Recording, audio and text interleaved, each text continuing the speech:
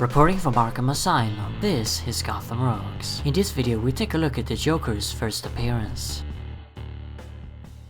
Joker made his first appearance in Batman #1, published in 1940. The story was written by Bill Finger and penciled by Bob Kane, and like so many other comics of the time, it had no title. So in it there's a new master criminal in town, a mysterious clown-like figure known only as the Joker. This fiendish character employs a bizarre MO, namely announcing his crimes prematurely on radio, letting the entire city know about his evil doings. For his first caper, the Joker murders millionaire Henry Claridge before the eyes of a police cordon, stealing the prized Claridge diamond. Subsequently, the Joker continues his crime spree using the same MO, announcing the victim and prize beforehand, and then against all odds pulling it off right before the noses of the cops. The only man with a chance to stop this evil jester is the Dark Knight himself, Batman.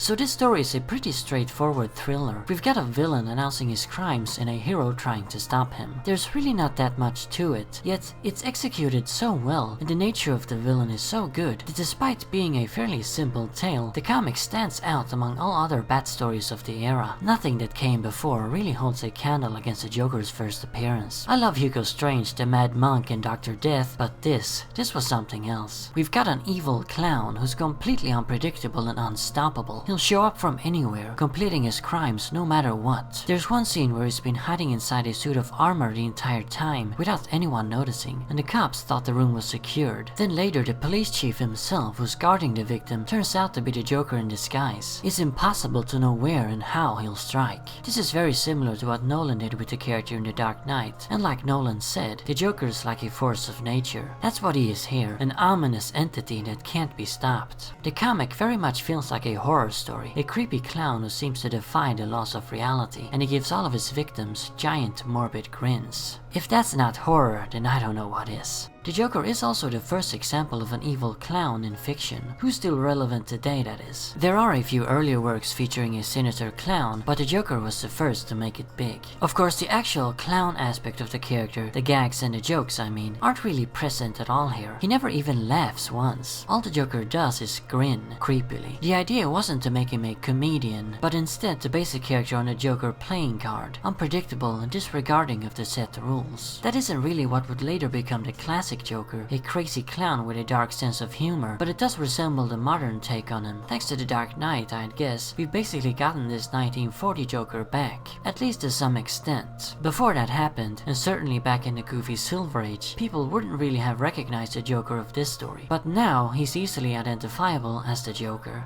One classic aspect that almost always seems to be present was also there from the very beginning, the mystery of the character. He has no origin, not even a real name. That helps to make him scarier and larger than life. We never get any real motivations for Joker in this story either, although there are hints. He clearly seems to enjoy baffling the police, and I get a feeling he takes great pleasure in spreading terror as well. I don't think he announces his crimes beforehand because he desires a challenge. He doesn't see the cops as worthy opponents anyway. Joker is not yet familiar with Batman either, or he doesn't care about him, as he shows no interest in dueling the Dark Knight. I'd say he appears more annoyed by the Batman's interferences. Plus, Joker says nothing to suggest any kind of obsession with the vigilante. All of that would come later. Now, I suspect he informs the entire city of his plans through media, which has also become a Joker staple, by the way, because it creates fear and panic. That, and he needs to set up his little game, of course. He's a real sinister bastard. So the artwork, not much to say really, the standard Bob Kane stuff, if he even actually drew it. It might be a bit better than most Bat comics of the time though. I especially like the design for Joker, obviously. The look of the character was instrumental in his effectiveness. The scary grin, the chalk white skin, the dark green hair, the purple suit. Bill Finger, Bob Kane, and supposedly also Jerry Robinson got the idea for the design from the silent film The Man Who Laughs, a movie that features a main character who resembles the Joker a lot. In appearance, that is. So, in conclusion, the Joker's first appearance is truly something special. I know I knock the character sometimes, but that's only because he's been milked dry. They did it right away actually. After this story, Joker showed up in essentially every issue of Batman, and most of those stories are crap. DC and Warner Brothers needs to stop overusing the guy. But of course they're never gonna. His fate was sealed from the start. So anyway, as always, remember, Arkham Asylum awaits you in the next video.